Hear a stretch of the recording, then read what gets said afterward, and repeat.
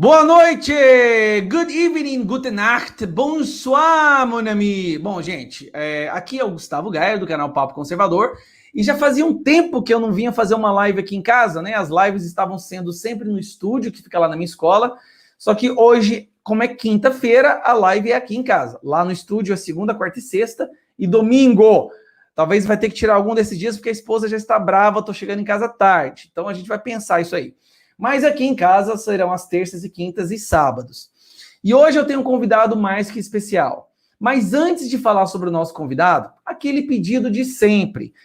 Olha, já tem até um comentário aqui. Gustavo, acho que o YouTube está te censurando. Está, sim. O YouTube diminuiu muito a amplitude do meu alcance que eu tinha uns 6 meses atrás. Agora eu tenho 3 vezes mais inscritos, mas o meu alcance diminuiu pela metade. Por quê? Porque o YouTube deve ter percebido que o que a gente está falando realmente está tirando pessoas da caverna ideológica, que é um dos objetivos que nós temos da live de hoje. Só que tem como a gente lutar contra essa censura. Basta você deixar o seu like aqui embaixo e compartilhar a live. Quando você compartilha o link da live, você tira o poder do YouTube da notificação. Você começa, nós agimos, vamos dizer assim, nós seremos os mestres da amplitude da live, tá bom? Papo, escolha.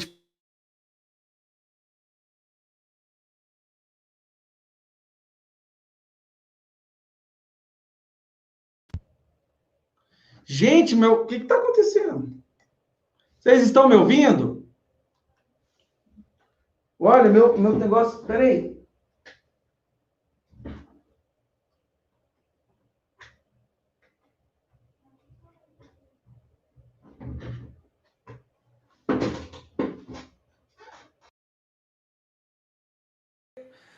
Gente, voltou o som? Kim, deu tilt no meu som aqui. O som tá legal, galera? Voltou? Maravilha. Maravilha. Então, não sei onde é que eu tava? Ah, sim. Antes de chamar o nosso convidado, compartilhem a live, joguem nos grupos do WhatsApp. E sabe para quem que você deve passar esse link? Se você conhece uma tia do Zap, é para ela que você tem que passar esse link agora. Uma tia do Zap vale por 10 soldados na guerra ideológica, gente. Elas são as verdadeiras guerreiras, tá bom? Bom, agora eu quero aproveitar para falar para vocês sobre o meu convidado, pastor Gisiel de Souza Oliveira, 42 anos. Eu adoro quando a pessoa se coloca assim, ó, pai, que é primeiro, eu faço a mesma coisa. Pai de Gabriel, tá bom, Gabriel, Miguel e Larissa, casado com a pastora Berenice Rabelo há 21 anos, graduado em Direito e Geografia pela Universidade Federal do Amapá, e também teólogo formado e pós-graduado pela FATEC, Faculdade de Tecnologia e Ciências Humanas do Amapá. O professor de Direito Penal e Processo Penal, oficial de Justiça do Tribunal de Justiça do Amapá, ocupa a 19ª cadeira como membro vitalício da Academia de Letras Evangélicas da Leia, né, do Amapá, vice-presidente da Assembleia da Zona de Deus, Zona Norte do Amapá. Gente, que currículo enorme!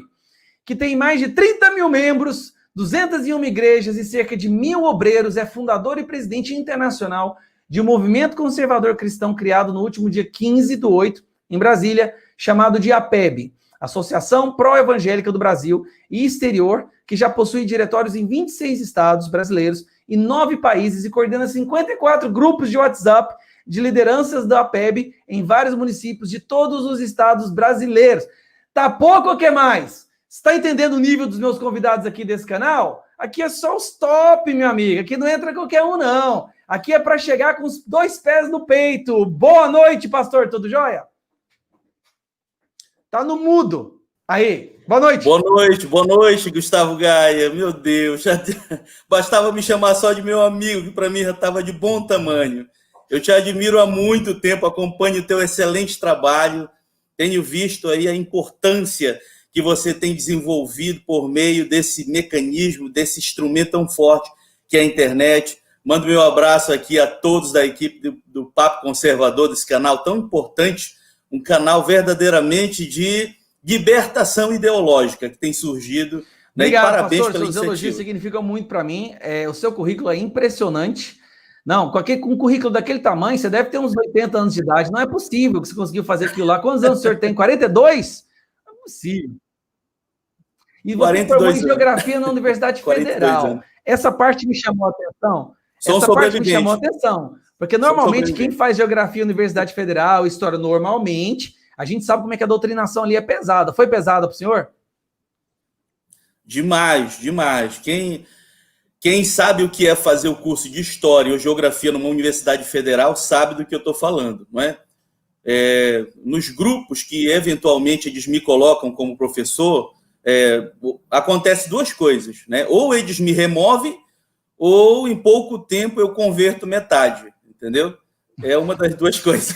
É um perigo, né? Ou remove ou você leva o povo junto, ou você tira eles da caverna ideológica, né? Do calabouço ideológico. Todo mundo acordou. Eu tenho, na verdade, uma tese comigo, Gaia, sabe? Que a direita ela está surgindo agora. O que existia durante o período militar era, na verdade, um movimento conservador, que é apenas um dos aspectos que caracterizam a direita. A nova direita está surgindo agora, é um fenômeno que surgiu de 2016 para cá, que traz uma série de aspectos, além do conservadorismo, uma organização ideológica. É isso que caracteriza. E o novo ponto de vista econômico também, né? Uma questão do Exatamente. Estado enxuto, da liberdade econômica, da iniciativa privada como o motor fundamental da prosperidade, certo? Essa também é uma coisa que a gente está percebendo agora, né? Nós tínhamos uma cultura muito assistencialista, e essa mudança é muito boa.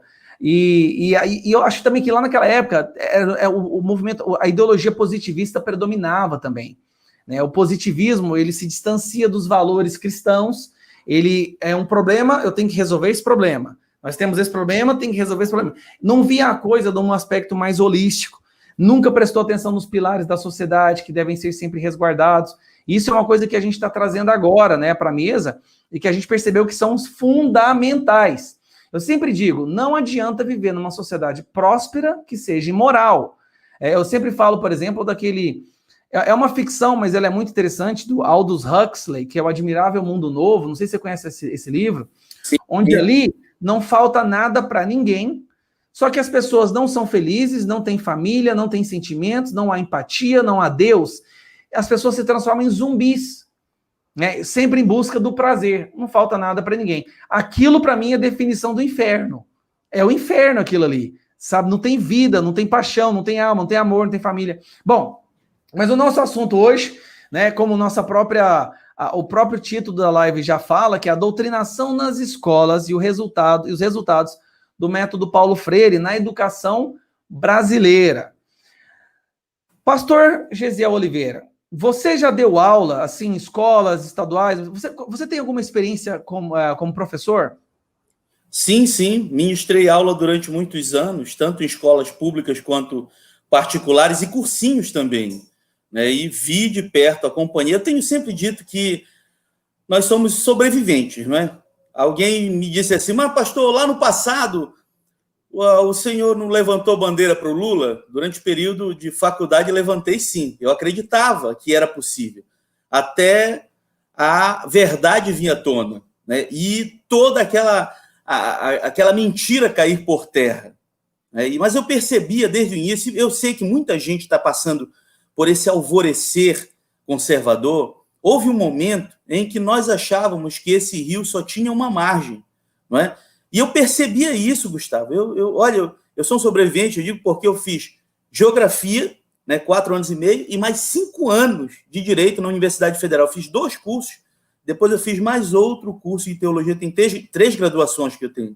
Mas durante quase 10 anos eu estive dentro de uma Universidade Federal, submetido aos mais diversos tipos de doutrinações que você pode imaginar. Conheci livros que esse povo de esquerda idolatra e conhece na ponta da língua, como a história da Revolução Russa, literatura e revolução, do intelectual revolucionário bolchevique, organizador do Exército Vermelho, Leon Trotsky, né? Que mais? Livros de carga altamente doutrinadora, como Capital, Ideologia Alemã, o Manifesto Comunista de Karl Marx e Engels, O Mundo de Sofia, de Joyce Garden, o que mais? O Tal da Física, de Fritz Capra. É um dos primeiros livros que as escolas estaduais oferecem, sabe? No ginásio. O Mundo de Sofia, eu li isso aí também. Verdade. Desceram o nível. Antes era só na faculdade, agora desceu para o nível médio, né? Isso. Enfim, a microfísica do poder, não é, de Foucault, e tantas outras, livros da comunista Marilena Chauí, como O que é Ideologia, Convite à Filosofia, Simulacro de Poder, Repressão Sexual. E eu conheço de por dentro bem isso daí. Então, eu não culpo, inclusive, os professores, jornalistas, escritores, políticos, a juventude acadêmica, né, e tantos outros setores da sociedade dita intelectualizada por essa esmagadora maioria terem hoje essa visão torta. Eles, na verdade, são frutos inconscientes dessa dolosa alienação intelectual e literária seletiva que privilegia somente obras de viés marxista dentro das universidades. Essa que é a verdade, isso tem que ser dito. As obras de doutrinadores liberais, Gustavo Gayer, conservadores, são praticamente proibidas dentro das universidades federais. Você não encontra... jamais, né? Não encontra livros, por exemplo, como o de Edmund Burke, né? Barry Goodwater, Richard Weaver, Roger Kierkegaard, exatamente. Não encontra, né? Não tem. Dentre tantos outros aí exponenciais da direita conservadora. Então, essa orientação doutrinadora esquerdista, ela vem de cima, né? E ela, por décadas, ela acabou, na verdade, alcançando ali os reitores das universidades, criando um ambiente carregado, impregnado de socialismo nas universidades públicas brasileiras. E eu te digo mesmo, Gaia, ao longo de 23 anos desses governos de orientação socialista, o Brasil ele perdeu muito em termos de educação e criatividade. Perdeu muito em termos de competitividade nos espaços acadêmicos, né? Onde isso, na verdade, esse aspecto científico, produtivo, de crescimento e voltado para a produtividade, para a sociedade, foi deixado de lado. Nós paramos no tempo por causa de orientações de ideologia marxista. E o resultado é isso que a gente está vendo aí. É diversidade de gênero, é estímulo à descriminalização do aborto e do uso da maconha, discurso eufemístico em relação à pedofilia, a zoofilia, inclusive, dentre outros inúmeros pensamentos libertários, socialistas e anarquistas que as nossas universidades estão impregnadas. É essa a verdade, Gustavo, que a gente tem que dizer. A ideologia de gênero ela vem sendo ensinada aí para as crianças, agora desde o ensino fundamental, né? Por causa dessa pedagogia da libertação aí, que foi introduzida por meio da EDB em 96, aí, infiltrada fortemente na nossa educação brasileira, por Paulo Freire. Ok? Mas eu ainda não quero entrar aqui, essa parte tem muita coisa para falar ainda. A questão da não aceitação da autoridade. Né? Um dos pilares da ideologia, pelo menos no livro Pedagogia do Oprimido, é a não aceitação da autoridade. Toda e qualquer autoridade é uma forma de opressão. E isso faz com que as crianças se voltem contra as autoridades que eles têm. Quem são as autoridades? Os próprios professores e seus pais. Então a criança vai para a escola e escuta que a polícia é fascista, escuta que a autoridade é opressora, que você não deve obedecer às autoridades. Aí a criança chega em casa, quais autoridades que ele tem dentro de casa? O pai e a mãe. O que acontece? Não pirraça, não obedece, não respeita, e todo o começo de toda a porcaria que está sendo implementada nas mentes dos nossos filhos começa nessa rejeição à autoridade. Sendo que a aceitação da autoridade é uma forma de humildade muito nobre. Primeiro, nós temos a autoridade divina, que assim, a ideologia do Paulo Freire é totalmente contra, porque para eles a autoridade divina é apenas uma ferramenta de manipulação das massas por uma burguesia opressora. Então, ele ensina para as crianças o seguinte, que Deus, na verdade, a igreja, Deus, isso é uma coisa que a burguesia usa para manter a massa oprimida sobre rédeas curtas. E aí a gente já sabe onde que isso vai dar, e nós já temos visto, né, o que isso trouxe até hoje. É uma das coisas mais perversas já concebidas pela mente humana. A pedagogia do oprimido, as ideias do Paulo Freire, talvez eles possam perder ali por Mein Kampf, do Hitler, e para o Das Kapital, do Marx. Mas eu acho que somente essas duas obras conseguem ser mais perversas do que as obras de Paulo Freire. E aí nós temos que conviver com uma esquerda que enaltece esse indivíduo como se ele fosse um grande messias da educação. Porque eles sabem que, na verdade, o objetivo do Paulo Freire é a implementação do socialismo no nosso país. O Paulo Freire disse isso, não é uma interpretação da sua obra agora que eu vou falar, não. Numa entrevista que ele fez para o Jornal Nacional nos anos 80, ele disse, Meu sonho é transformar o Brasil num país socialista. Como? Através dos agentes revolucionários. Porque na obra dele, ele não costuma usar a palavra professor. Quem leu a obra dele sabe, ele não usa muito professor. Ele usa muito agente revolucionário. Ou seja, você quando deixa seu filho na escola, e essa escola tem lá pessoas que idolatram Paulo Freire, você não está deixando seu filho com professores, com educadores. Você está deixando seu filho com agentes revolucionários. O seu filho vai ser transformado em quê? Num revolucionário. O que é revolução? É destruir tudo que existe hoje para construir algo novo. E o que é que existe hoje? São os valores que você passa para os seus filhos, são os princípios, são a fé que a gente tenta passar para os nossos filhos e os conceitos básicos da nossa sociedade. Então, assim, o Paulo Freire é que nem feminismo para mim, é um câncer da sociedade.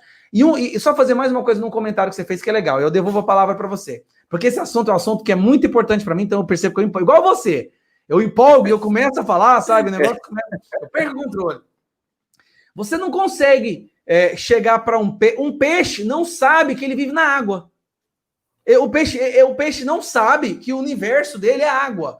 Por que ele não sabe? Porque ele nunca viveu fora daquilo. Aquilo é tudo que ele conhece. O limite do universo dele é aquilo. Da mesma forma, você não consegue mostrar para uma pessoa que doutrina o seu filho que ela foi doutrinada. Porque ela não consegue absorver uma realidade fora daquela redoma. E é o que você falou. Eu falo para os meus filhos, olha, não tenham raiva dos seus professores. Quando os seus professores vierem tentar te ensinar isso, aquilo, o seu professor não é, alguns são, mas nem todos são pessoas ruins. Eles ensinam aquilo, porque aquilo é tudo que lhes foi apresentado. Nunca lhes foi apresentado outra coisa. Então não tem como você odiar seu professor, não tenha raiva do seu professor, releve, tá? Mas entenda que o que eles estão te passando é o que foi passado para eles. Então é impossível você falar para um peixe que ele vive na água, ele não sabe o que é outra coisa. E os professores são do mesmo jeito.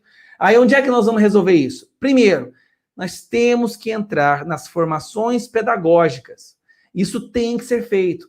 Pessoas agora, professores que saíram dessa caverna ideológica, teriam que fazer um sacrifício, voltar para a academia, voltar para as universidades como professores, para que a próxima geração nós tenhamos mais e na outra mais. Porque eu digo para você, pastor, isso vai levar gerações para ser consertado. É verdade, a realidade que tem que ser dita é que quando eles perderam nas armas em 64, quando eles perderam lá no meio do mato, lá na guerrilha do Araguaia, eles começaram, então, aquilo que eles chamaram de revolução cultural. Deixaram, portanto, de lado as armas e foram se infiltrar onde? Dentro das universidades. Esse processo ele começa na década de 70, meu querido. Nós acordamos tarde, mas ainda em tempo de mudar muita coisa. Gaia, sabe, essa ideia de Antônio Gramsci, sabe, a ideia de estereotipar, de forma a demonizar, sabe, os elementos que formam o status quo da sociedade judaico-cristã, trazem consigo uma carga muito forte de ideologia ateísta. E é daí que vem a ideia, sabe, que se criou de que os padres de viés socialistas, eles devem ser tratados como santos, né? Devem ser exaltados como portadores de toda virtude, enquanto que os demais, os que pensam diferente, são alienados, são antiquados. É daí que vem a ideia de que as minorias elas devem ser despertadas para essa marginalização, a que forem sujeitas e seriam chamadas à vingança contra essa, digamos assim, essa dominação da burguesa. Sim. E fosse essas minorias raciais, aí inclui étnicas, inclui minorias sexuais. Daí vem também essa ideia muito ligada da vitimização, né, que sempre foi, inclusive, uma estratégia da esquerda, a vitimização, para colar aquele estigma de opressores, naqueles que se opõem aos nefastos ideais, né, do outro lado, colar essa ideia, por exemplo, de oprimidos naquelas minorias, né? Para Gramsci, inclusive, que é digamos aí, o principal alvo de Paulo Freire, na verdade, na sua própria obra, ele deixa diversas vezes claro que ele era um seguidor, um adepto de Antônio Gramsci, daquele italiano. Então, e amava Fidel Castro. Ele fala de Fidel Castro assim, como se Fidel fosse Jesus, assim. Ele coloca Fidel no santuário. Eu tenho, inclusive, um trecho aqui, que, se você permitir, do livro dele, um absurdo. Eu selecionei Diga. alguns trechos aqui sobre Che Guevara, por exemplo, você falou aí. Olha, eu vou ler aqui um pedacinho só um minutinho aí para me localizar. Olha o que ele diz aqui no livro Pedagogia do Oprimido. O que não expressou Che Guevara, talvez por sua humildade, é que foram exatamente essa humildade, a sua capacidade de amar, que possibilitaram a sua comunhão com o povo. Esse homem excepcional revelava uma profunda capacidade de se comunicar. Bem, isso está escrito lá. Veja só, quando a Pedagogia do Oprimido ela foi escrita, os fuzilamentos sumários estavam sendo feitos direto, em Cuba. Diariamente. Eram muito notórios, né? O próprio Che Guevara, inclusive, ele havia admitido a prática de que estava fazendo isso no próprio microfone das Nações Unidas. Ele confessou isso daí. Então, Freire, ele enxergava apenas as qualidades e, na verdade, dava um outro sentido, que, na verdade, acabava escamoteando quem verdadeiramente era esse sanguinário, né, ditador, esse perseguidor e matador de homossexual, sabe? Então, tem vários erros. Ele diz no seu livro que a educação ela deve estar a serviço da revolução. Ele diz no seu livro que o mundo ele se divide entre opressores e oprimidos. Ele diz no seu livro que a família ela é opressora. Inclusive, esse livro aí, na Pedagogia do Oprimido... O pai e a mãe são reflexo da opressão na sociedade, por isso devem ser combatidos. Exatamente. Eu nunca esqueci, pastor, é um trecho assim, como é que fala? A violência perpetrada pelo oprimido contra o opressor pode vir a gerar amor. Se eu errar, é um artigo, uma vírgula. Mas a violência perpetrada pelo oprimido contra o opressor pode vir a gerar amor. Você lê aquilo, você fala, meu Senhor Jesus, essa pessoa é usada como patrão da educação. É verdade. E ele enganou muita gente. Essa lógica do Paulo Freire, na prática, é essa. É uma sociedade opressora, produz uma família, que para ele a família é a célula máter da sociedade, portanto, ali tem um germe ali de opressão, e que isso deve ser combatido. O objetivo, na verdade, quando ele escreve ali a Pedagogia do Oprimido, é desestruturar a família, é implodir a família de dentro para fora, é levar isso para o ambiente escolar, é criar um ambiente de insubordinação, é criar, na verdade, um ambiente de desorganização, é criar um ambiente... Bem, a gente está vendo aí na prática os resultados do PISA, o que estão mostrando a situação caótica que a gente não tem como baixar mais, porque a gente já chegou no fundo do poço. O senhor até mandou um gráfico, eu posso até compartilhar. Pode colocar isso, seria até bom aí. Do Paulo Freire, aqui, eu vou compartilhar aqui. Aqui. Tá aí, olha, uma pesquisa feita aí. Olha só, observe aí a percepção que os alunos têm em relação a esses comunistas aqui, olha. 86%, né, acharam positiva, aqui mais para a direita, aqui para o outro lado, aqui, ó. Aí, 86% acharam positiva a imagem de Che Guevara. Olha o número alto, 65% aqui, né? Aí, exatamente, bem baixo, 65% acharam positiva a interferência, a influência de Lenin na educação. 51% de Hugo Chávez. Aqui é assim, pastor. É uma doutrinação.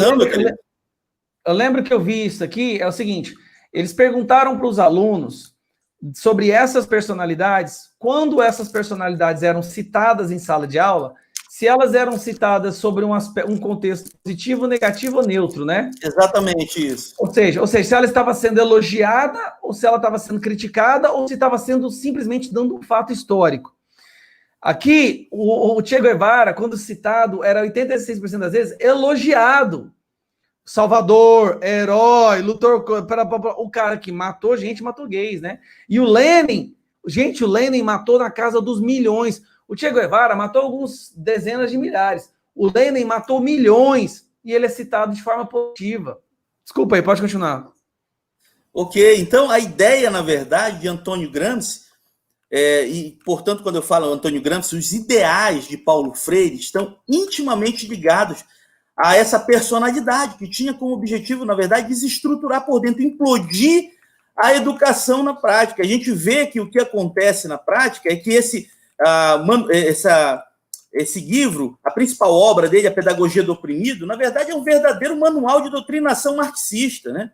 Porque de pedagogia, Gustavo Gaia, não tem nada, a não ser o que consta na capa ali. Na verdade, se trata de um panfleto revolucionário e de um manual de doutrinação ideológica escrachado, subversivo e travestido de um suposto estudo pedagógico. E muita gente engoliu isso por décadas, né? Agora nós estamos acordando, né, mesmo que em tempo ainda, tarde, mas em tempo, para entender os nefastos efeitos que isso acabaram trazendo para a educação brasileira, sabe? Em um regime democrático, eu não tenho nenhum problema em manifestar a sua posição ideológica, mas daí trazer essas ideias absurdas, asquerosas, para dentro, né, da educação brasileira, né, servindo de base para influenciar crianças, adolescentes, né, os jovens, o ensino de um modo geral, e foi exatamente isso que o PT fez, a esquerda fez, introduziu isso na base. O maior problema da obra aí do Freire, do Paulo Freire, não está necessariamente no seu conteúdo nauseante, né? E mesmo eu critico muito mais por causa da forma, né? Não é o método do Paulo Freire o problema. É a forma escondida como ele faz isso, disfarçada, como se fosse uma pedagogia. Gente, é uma doutrinação escrachada. Leia. Tem acesso aí, baixa na internet, né? Pedagogia do Oprimido. Você vai ver os deletérios efeitos que isso provoca, né? O que realmente aquilo oculta por trás de um manto falso de pedagogia, um verdadeiro lobo sob pele de cordeiro, né?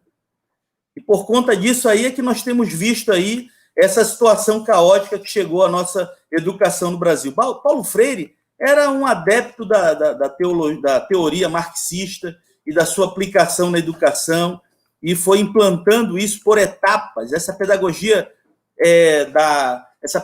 do oprimido, ela se incorporou por meio de uma doutrinação que foram criando ciclos viciosos de décadas.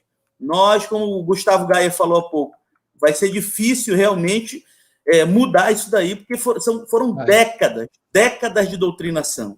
Tá? Vai levar gerações, pastor. A gente tem que ser realista. E vai levar gerações se nós começarmos a tentar reverter isso agora. E a reversão começa entrando nas escolas. Eu falo sempre, olha, quem é formado em pedagogia e acordou, vai dar aula nas escolas, por favor. Vai ser a maior contribuição que um cidadão pode fazer para o nosso país. Se você é uma pessoa que formou em pedagogia e você acordou para o que está acontecendo, volte para a faculdade como professor. E tente evitar que isso aconteça com os próximos alunos. E o problema, pastor, não é... Eu adoro debate. É onde eu me sinto mais à vontade. E a esquerda, o intelectual de esquerda, ele sempre fala, por que você é contra Paulo Freire? O método do Paulo Freire nunca foi utilizado, nunca foi usado. Esse é o argumento que eles usam. Aí eu faço a seguinte resposta. Primeiro que Paulo Freire não teve método. Ele copiou o método do Frank Charles Lubac, um missionário americano que foi para a Polinésia, não lembro que país ali, acho que foi Polinésia, Filipinas, e ele conseguiu alfabetizar 50% da população em 20 anos. E o método dele foi tão impressionante que ele foi convidado a vir fazer uma palestra no Brasil, em 1943 ou 50, as datas me falham, mas ele foi convidado a fazer uma palestra aqui. Quando ele chegou aqui, o método dele, o livreto do método dele estava em espanhol. Paulo Freire pegou era um livrinho. Paulo Freire pegou esse livrinho, traduziu para o português e retirou do conteúdo o cunho cristão, porque Frank Charles Lubac usava a alfabetização para evangelizar, para trazer a palavra de Deus. Paulo Freire pegou a coisa, tirou Deus e colocou o diabo lá dentro. É a forma que eu gosto de explicar. Né? Ele tirou Deus e colocou o diabo. E falou que era o método revolucionário e fez um teste com uns adultos analfabetos, que é até um evento que ficou bem conhecido. E aí a imprensa toda saiu falando assim, Paulo Freire alfabetizou 600 pessoas em 5 dias. Mentira! O que ele ensinou essas pessoas a fazer foi a escreverem o próprio nome. Só isso. Ele ensinou as pessoas a escrever o próprio nome. E aí a imprensa já jogou ele já foi convidado para ir para São Paulo, e aí começou isso daí. E aí o que nós temos? Perdemos 26 posições do PISA, ao mesmo tempo que triplicamos o investimento em educação. O único país no mundo, na história do mundo, que conseguiu aumentar o investimento em educação e diminuir a qualidade foi o Brasil. Cara, depois disso, qualquer esquerdista tinha que ficar calado e ir embora para casa com vergonha. Porque o único país do mundo onde se aumentou o investimento e diminuiu a qualidade é o Brasil. Por quê? Pastor, o PT nunca quis educar. O PT ele errou em muitas coisas, nós sabemos disso. Foi um fracasso, mas não na educação. O plano que eles tinham para a educação foi o plano mais bem executado pelo Partido dos Trabalhadores. Pelo Partido do Social Liberdade, como é que é o PSOL, o PCdoB. O plano deles para a educação foi orquestrado com uma maestria jamais vista. Porque o objetivo não era educar, era criar uma máquina de doutrinação, uma fábrica de militância ideológica. E eles fizeram isso, de causar inveja até como é que era? Deutsche Kinder, do Hitler, onde eles também usaram a educação para doutrinar a juventude alemã, sabe? Que era, como é que era o nome daquilo lá? Oberkinder, Hitler Kinder. Eles usaram para doutrinar. Cara, o que o PT fez no Brasil é de passar vergonha na Alemanha nazista. Então eles não erraram na educação, eles acertaram. Só que o projeto deles nunca foi melhorar a educação, né? Gustavo Gaia, sabe, com base nisso que tu falou aí, a gente vê realmente surgir uma geração de analfabetos funcionais. É isso que está sendo vomitado aí por esse sistema escarlate socialista, sabe? Impregnado dessas ideologias anarquistas. Em grande quantidade, a gente vê aí todos os anos sendo jogados aí no mercado de trabalho desses bolsões de doutrinação ideológica socialista que se transformou o sistema educacional brasileiro. E aí não resta outra opção, a não ser ampliar as políticas públicas vazias e empobrecedoras de estímulo para os mais incapacitados, como, por exemplo, é o sistema de cotas, né, que se apoia em um processo de uma falsa vitimização histórica, né, de que, na prática, a gente sabe que é um eufemismo, né, para justificar essa ineficiência absoluta que se tornou esse malogrado sistema educacional decadente do Brasil, reprodutor de massas de desempregados improdutivos, ineficientes, sabe? Universitários que saem da faculdade e não sabem fazer uma regra de 3, Gustavo Gaia, sabe? Marxistas, trotskistas, um verdadeiro exército lobotomizado socialista de idiotas úteis, né? Usando aí as palavras de Lenin, né? A serviço dessa causa. As palavras são deles. São deles, exatamente. Porque ele diz que eles estão aí a serviço dessa causa comunista, né? Levados aí, mesmo sem conhecerem os reais desígnios, diante das suas ações como verdadeiros produtos fabricados dentro desse sistema todo esquematizado socialista. É isso que está acontecendo, né? Na prática, é isso que a gente tem visto. É por isso que nós não temos realmente um avanço. Pode continuar investindo, pode continuar injetando, enquanto não mudar o método, enquanto não se retirar essa base que se estabeleceu aí em 96 ainda pela EDDB, vai continuar colocando dinheiro em um saquetel furado. É isso que está acontecendo. Essa que é a gênese dessa educação, dessa tal pátria educadora que a gente viu aí durante quase 2 décadas. O paradoxo que eu já vi. Muita gente pergunta assim, por que o Bolsonaro não resolveu isso ainda? Mas se o Bolsonaro sabe que é assim, por que ele não resolveu? Gente, é complexo. Deixa eu explicar para vocês. O PT, durante 20 anos, aparelhou, não foi só o MEC, foram as universidades de pedagogia, universidades de humanas, as escolas municipais, as escolas estaduais. Não tem como você chegar e mudar isso. Não tem como. É a mesma coisa de você falar que quer perder, você está obeso, quer perder 50 quilos de um dia para o outro. Não funciona assim. Vai ser um processo longo. O que o Bolsonaro fez foi iniciar o processo. E vai ser um processo longo, de altos e baixos. A batalha vai ser ferrenha. Ferrenha. E eu acho que eu não vou estar vivo quando a educação tiver sido limpada da doutrinação. Totalmente limpada. A gente tem que tentar diminuir isso, tá? Eu acho, sinceramente, que eu não vou estar vivo para ver isso. Eu só espero, oro, peço a Deus para que os meus filhos e certamente meus netos possam estar vivos e dizer, não, a educação agora, ela realmente foca em instruir os nossos filhos à leitura, ao pensamento, a agregar valor a uma profissão, porque educar é a família, a escola ensina. A gente tem que tirar isso até do nosso vocabulário, né? Eu educo meu filho, eu edifico, educar vem de edificar, eu construo, eu passo os valores, eu e minha esposa, nós passamos os valores que vão servir como uma massa, o cimento que vai colocar o meu filho junto e a minha filha. O que a escola deveria fazer é agir em parceria comigo, com você, e instruir ele, passar ferramentas a eles que ele possa usar para agregar valor à sociedade, para ser alguém que traga benefícios para a sociedade, e não ensinar ele a ser uma vítima. Quando você ensina alguém a ser uma vítima, ela vai viver com rancor. A vítima quer vingança.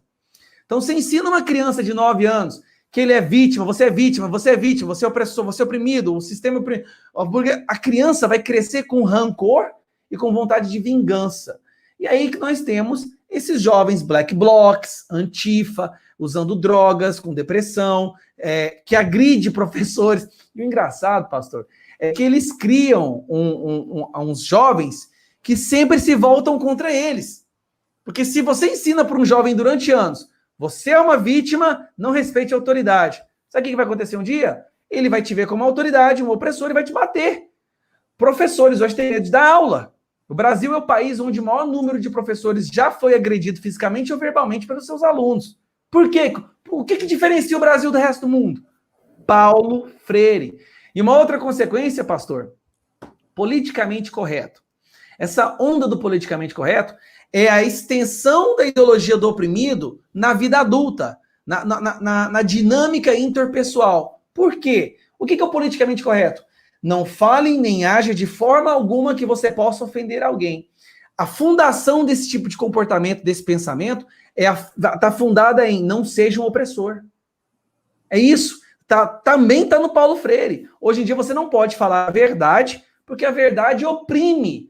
E quando uma sociedade abandona a verdade, esse é o caminho do caos, esse é o caminho da miséria. Não é, pastor? Gustavo Gayer, é o seguinte, eu saí do meu lugar, sabe? Eu saí de tantos anos observando, ninguém fazia nada, eu via vozes aqui e ali, vozes conservadoras, se atrevendo diante desse verdadeiro sistema hermético fechado aí, que é esse progressismo que tomou a nossa sociedade de diversas maneiras. Ninguém estava se dando conta que os mecanismos estavam se ajustando, porque nós já estávamos, sim, numa fase socialista aqui no Brasil. Nós já estávamos. Nós estávamos, na verdade, aí com os mecanismos perfeitamente funcionando para ir para a próxima etapa. Olha aí, olha, compartilha aí um pouquinho. Olha como é que funciona esse sistema. Pode ler aí, Gustavo. Olha como é que ele faz esse processo de demonização do capitalismo e do socialismo. Passa uma ideia desde... Sim. Esse livro aqui, pastor, que você está apresentando, é uma visão crítica da história. Não é o nome desse livro? Isso, exatamente. O cara que escreveu esse livro não é um historiador. Você sabe disso? E nem nunca estudou história? Que coisa. Acontecia muito isso. O cara que escreveu o livro que mais foi vendido e mais comprado pelo MEC na era petista e que mais foi usado para ensinar história foi escrito por um militante de esquerda que não era formado em história, não era um historiador. Esse livro, ele é do começo ao fim um panfleto ideológico. E eu lembro desse livro nas escolas, eu lembro dos meus amigos com esses livros aqui. Eu estou tentando lembrar o nome dele, mas é uma visão crítica da história. Onde você vê a palavra crítica, é Paulo Freire, viu? É esquerdista. Visão crítica da história. Ó. Uma visão crítica sobre o mundo. Clóvis Moura. Não, é Boulos, é alguma coisa Boulos. Mas ele não é parente do Guilherme Boulos, não, tá? Deixa eu tentar. Joaquim Boulos. Não, eu não estou achando aqui, não. Estou procurando aqui. Mas é alguma coisa Boulos. O cara não é Bom, eu não estou achando, não. Mas o cara não é um historiador. E esse livro ensina do começo ao fim. Esse livro idolatra Paulo Freire, Fidel Castro, Lenin. Esse livro idolatra Mao, O Mao é colocado nesse livro, eu lembro, assim, como um grande libertador da China. Em momento nenhum o livro fala que Mao matou 60 milhões de pessoas. E aqui mostra, né, claramente a diferença entre capitalismo e socialismo. É um absurdo isso aqui, né? É verdade, Gaia, sabe, ao longo, se você somar aí o FHC, são 23 anos aí de governo de orientação eminentemente socialista, né? Uhum. Se você somar isso daí, o Brasil ele perdeu muito em termos de educação, perdeu muito em termos de criatividade, perdeu muito em termos de competitividade nos espaços acadêmicos, né?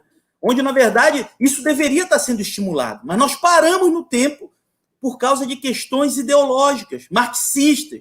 E o resultado é isso que a gente está vendo aí. Diversidade de gênero, estimula a descriminalização do aborto, o uso da maconha e tantas outras coisas que nós falamos aí agora há pouco, né? Então, olha aí, olha essas informações aí que vem. Isso aí, livro do MEC, foi divulgado aí, né? Então você vê aí como crianças de 8, 9 anos. A ideia era exatamente essa. Nós já estávamos em pleno curso, meu querido. Nós estávamos a caminho de implantar-se verdadeiramente um socialismo. A gente via uma harmonia legal.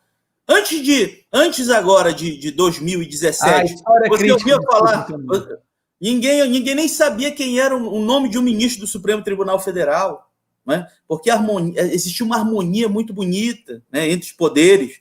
Não se ouvia a imprensa sempre elogiando, estava tudo funcionando direitinho, às custas do suor do povo brasileiro, diante do maior desvio que já se viu na história do mundo, né? Uhum. Nós vimos aí uma verdadeira cleptocracia que se implantou no Brasil. Infelizmente, o resultado de tudo isso é o que a gente está vendo aí na educação, uma educação triste, decadente, e que se realmente não mudar essa plataforma, nós não vamos conseguir mudar essa realidade. Eu digo isso porque a gênese dessa pátria educadora aí continuará fazendo parte desse ciclo de reprodução de soldadinhos marxistas. Infelizmente, é isso. Esse aqui tá sempre comigo, viu? Night Shadows. Ele é sócio do meu canal. Gustavo, você ficou sabendo que teve um novo desafio do TikTok, que é fazer uma tatuagem da letra Z, que significa Zammers, mas quando foram ver que realmente é um símbolo nazista, parabéns. Cara, olha, o TikTok... E hoje, obrigado, Night Shadows, pelo superchat, cara, valeu mesmo. TikTok é um negócio que você sabe que está sendo usado. Assim, nós já tínhamos a doutrinação acontecendo na escola. Aí me aparece os tablets e celular. Aí agora eles inventam uma maneira de doutrinar os nossos filhos até quando ele está aqui em casa. Ele vai lá, Felipe Neto, no YouTube. Assim, não tem como fugir. Pastor, é uma luta muito injusta. É muito injusto. A gente está do nosso lado aqui, é um cabo de guerra. Você está aqui, você e a sua esposa, e aqui está a corda. E você tentando puxar o seu filho para o lado da retidão, para o lado dos valores, dos nossos, né? Para o lado certo. Aí do outro lado, quem que está lá do outro lado? Felipe Neto, TikTok, Anitta, novelas da Globo inteiro, né? Cuties do Netflix. É um universo, é muito injusto, pastor. Sabe, é muito... A gente, nossa, é um trem que toma o nosso dia. É chegar em casa, conversar com os filhos, e aí? O que você viu hoje? Pegar o celular dos filhos e olhar. Deixa eu ver o que você está vendo, o que passa na sua timeline. Ensinar para eles. É difícil, gente. Não tem nada pior. E eu recebo relatos diariamente de pais e mães, né, que falam para mim, professor, ou Gustavo, perdi minha filha. Assim, cara, dói o coração. Perdi minha filha. Minha filha ia na igreja todo domingo, fazia bolo com a minha mãe, que é a avó dela, e aí ela foi fazer tal curso na Federal, e agora ela fuma maconha, ela deixa o cabelo de sovaco crescer, pintou o cabelo, odeia todo mundo, sai de casa, fica 5 dias fora.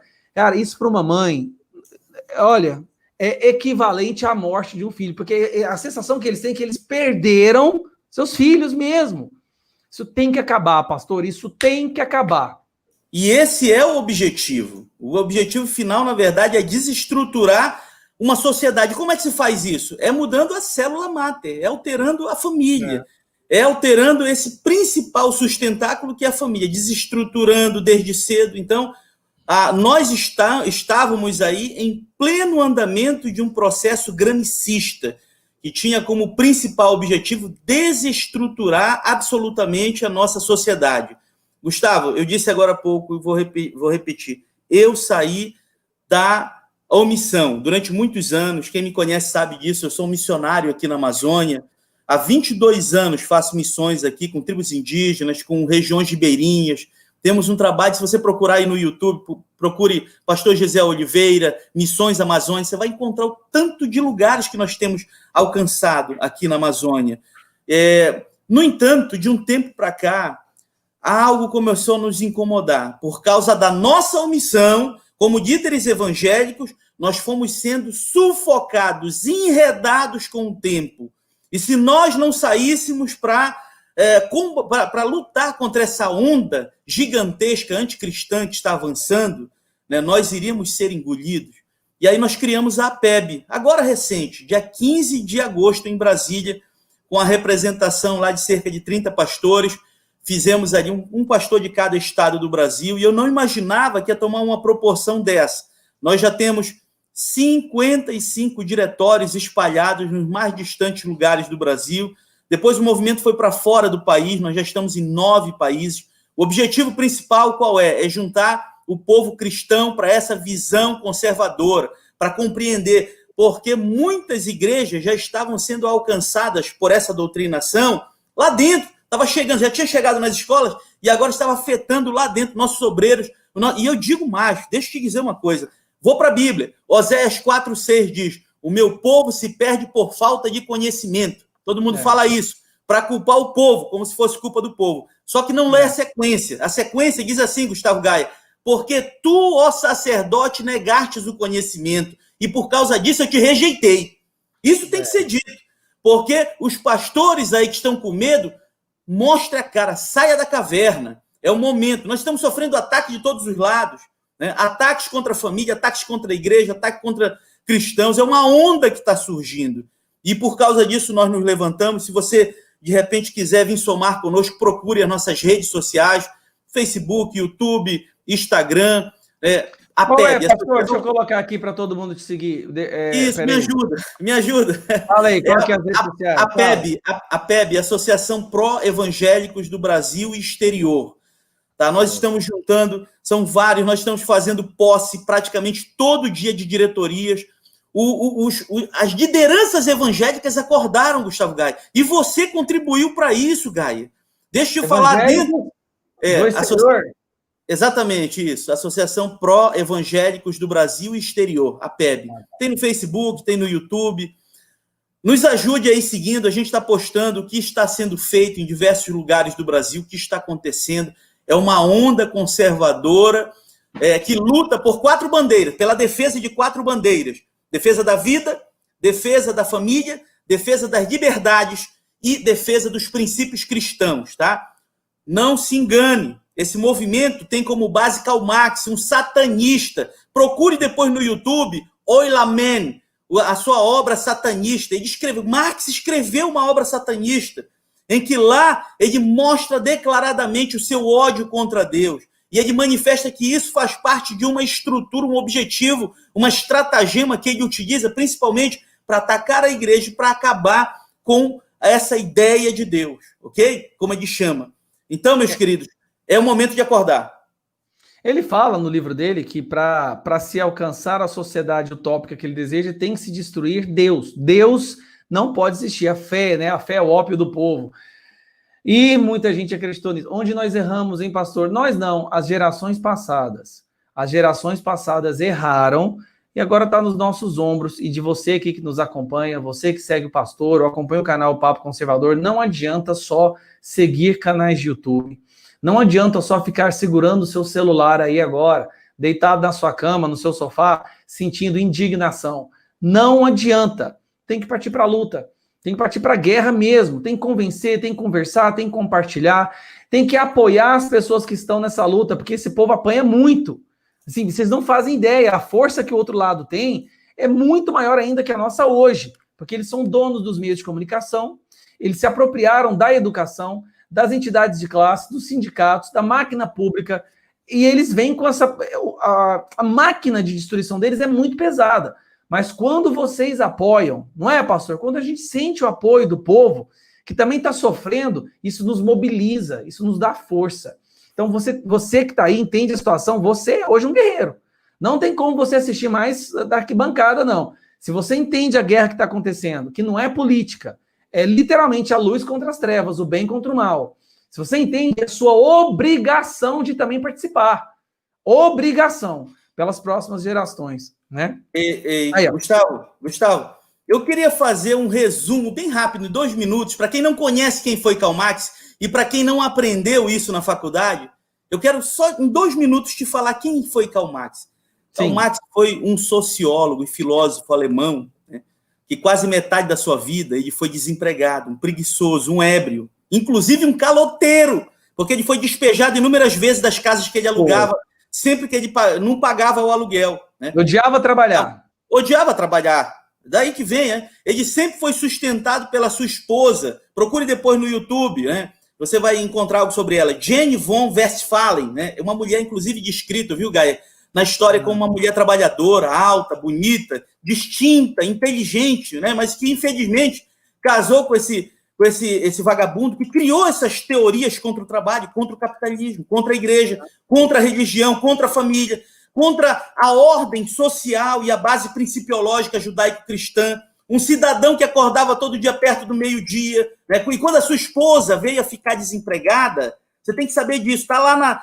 Procure, depois eu vou deixar para você aqui a biografia de Karl Marx, tá? A situação piorou ainda mais, porque Marx, nesse período, ele viu 4 dos seus 7 filhos morrerem, ainda bebês, por conta da fome, da situação penosa com que eles passaram a viver por causa da negligência, da preguiça, da inércia desse cidadão que foi o pai do socialismo. Passava o dia todo escrevendo os ideais do alicerce do pensamento marxista, como o Manifesto Comunista, uma das suas obras. Né? Marx viu 2 de suas filhas se suicidarem diante dessa situação penosa, por causa de um ser preguiçoso, colocando a sua família nessa situação, financeiramente debilitada. Durante 16 anos, Gaia, ele se dedicou a escrever esse livro Capital, a Bíblia dos socialistas. Né? E ainda Marx, para completar, ainda traiu sexualmente a sua esposa com a sua empregada. Né? E nunca reconheceu seu filho. E depois se negou, inclusive, a registrá-lo. Se negou a registrar no seu nome. E depois entregou esse seu filho para o seu amigo rico Engels, né? Para que ele criasse. Que o financiava e que o sustentava também durante a sua vida. Exatamente. Marx, inclusive, ele escreveu uma peça teatral chamada de Oi Lamen, uma afronta a Emanuel. Uma obra verdadeiramente de cunho satanista. Procure no Google que você vai achar aí. Uma obra dita secreta, né, pelos seguidores de Marx. Eles não ensinam isso na faculdade. Mas você vai aprender aqui no canal do Papo Conservador, viu? O cidadão era tão preguiçoso e ocioso que a sua filha menor, chamada Francesca, ela morreu de bronquite por descuido dos seus pais, devido à falta de alimentação, higiene e de saúde. A criança morreu e logo depois disso, Marx, ele começou a virar a cabeça, ele passou a odiar a Deus, ele passou a criar as suas ideias e direcionar tudo contra Deus, passou a atacar a igreja, passou a atacar os alicerces da família, passou a atacar, né, em nome dessa perseguição. Ele não era ateu, ele acreditava que Deus existia, mas ele passou a odiar. A odiar, tanto que ele sabia da existência e da existência de Deus, que ele passou a atacar. A obra Oi Lamen, se você for observar, é uma obra de insulto a Deus. É uma obra de insulto a Deus. A biografia de Karl Marx, né, e toda a sua vida pessoal e familiar, desde o início, já mostravam que seria impossível aqueles escritos, aquelas ideias tortas sobre revolução de trabalhadores, sobre tomada de poder, sobre ódio, sobre burguesia, sobre estímulo à luta armada, à luta de classes, combate à igreja, combate ao capitalismo, religião. Seria impossível as ideias desse frustrado sustentarem uma sociedade organizada. Então você tem que entender isso. Você tem que entender qual é o verdadeiro nível de perversidade desses escritos. Tenha bastante cuidado. Isso aqui foi só para fazer um resuminho rápido aí de quem foi esse cidadão, viu, Gustavo? Não, foi ótimo. E para entender como esse cara tem credibilidade com qualquer ser humano vivo hoje é impressionante. Depois de tudo isso que ele aprontou. Para resumir, o que é Karl Marx? A minha visão. Karl Marx é um cara que não queria trabalhar, tinha ódio pelo trabalho, mas era inteligente, tá? E ele pensou assim, meu Deus do céu, como é que eu faço uma desculpa para não ter que trabalhar? Já sei, eu vou escrever um livro aqui explicando que o trabalho é uma opressão e que as pessoas não deveriam precisar trabalhar. O livro do Karl Marx é uma justificativa dele para ele não trabalhar. É que nem você que escreve, professor, eu não vou na aula, estou doente. É verdade esse bilhete? Pois é, o Capital de Karl Marx é o bilhete evoluído. Não quero trabalhar, então vou fazer um livro aqui explicando por que a gente não precisa trabalhar, porque o trabalho é opressão. Olha só, pastor, a gente está chegando agora aqui às 10 e eu tenho uma reunião às 10 horas. Eu queria abrir espaço para você fazer suas considerações finais e fique à vontade. Gustavo Gaia, obrigado pelo espaço que você nos deu. E eu te convido também a fazer parte, a você que está nos acompanhando, desse grande movimento, que nós já estamos em todos os estados do Brasil, né, que é a PEB, e em vários outros países. Vem somar conosco, você cristão, vem fortalecer essas fileiras desses guerreiros e guerreiras que estão se levantando, estão saindo da caverna agora para dar o grito, né, para juntos enfrentarmos essa onda muito grande anticristã, essa onda antifamília, essa onda muito forte antivida, né, antiliberdades, antiprincípios cristãos. Vem somar conosco. Te agradeço mais uma vez, Gustavo Gaia, e peço a todos os nossos, inclusive peço o apoio do nosso diretório aí em Goiânia, que vai estar agora, neste sábado agora, formalizando a posse de toda a diretoria da PEB aí, comandada pelo pastor Wellington. Vamos apoiar esse verdadeiro conservador cristão que tem aí, que é o Gustavo Gaia, nosso amigo, tá? Gustavo Gaia, se eu tivesse aí, faria campanha de graça, mas vou fazer pela internet, porque o Brasil, Goiânia merece o melhor, gente. Né? Obrigado. Nós buscamos exatamente isso, pessoas esclarecidas, que não têm vinculações espúrias no passado, pai de família, homens e mulheres dedicados a promover a verdadeira mudança e para recolocar o Brasil novamente nos trilhos. Não esqueça, quero finalizar minha palavra dizendo que não é a política que faz o candidato virar ladrão. É o voto comprado que faz o ladrão virar político. Exatamente. Então, que Deus abençoe você, Gustavo Gaia. Conte sempre com as nossas orações, com o nosso total e restrito apoio. E mando aqui de Macapá. Eu estou aqui em Macapá, do outro lado, no hemisfério norte. Um forte abraço para você, para toda essa equipe do canal Papo Conservador e para todo esse povo abençoado que nos acompanha aí, os internautas. Pastor, prazer foi meu, tá? A minha expectativa era alta para essa live e conseguiu se exceder, tá? E falar de educação, para mim, eu acho que é tão importante quanto para você, a gente até fica empolgado, né? É muito importante para mim. É o motivo de eu ter entrado nessa briga toda, é porque eu fui doutrinado na minha adolescência, pastor. Eu não tenho medo de falar. Eu fui esquerdista, eu fui doutrinado, só que aí a gente sai da doutrinação e fala, meu Deus, é uma missão de vida, eu tenho que impedir mais crianças de passarem por isso. Gustavo. Olavo de Carvalho foi comunista, Ronald Reagan foi comunista, e essas pessoas que saem, que se despertam, elas são os mais perigosos para eles. Tá? Gustavo, o Lenin mesmo mandava matar. É verdade. Gustavo, não é vergonha dizer que no passado você foi de esquerda não e acordou, tá? Vergonha é você ser lá no passado e continua sendo no presente, né, fazendo parte desses partidos aí, sustentando, mesmo diante de todas as mais absurdas mentiras que nós estamos vendo, permanecer no erro. Essa é a grande falha, tá bom? Então vamos acordar, vamos junto nessa força. Obrigado, Gustavo. Um abração para ti. Fica na paz. Prazer foi meu. Muitíssimo obrigado, pastor. Obrigado por todo mundo que participou aí. Compartilhem essa live, joguem nos grupos das escolas, tá? Joguem nos grupos dos professores para deixar eles bem... Quem sabe a gente não salva uma alma ou outra ali nesses grupos. Sempre tem. Tem pessoas que estão querendo sair da caverna e às vezes só precisa do empurrãozinho. Então, obrigado mais uma vez todo mundo que compartilhou a live, que deixou o seu like. A gente se vê na próxima live, acredito que será amanhã, às 8 horas da noite. Um abraço, fique com Deus. Tchau, pastor.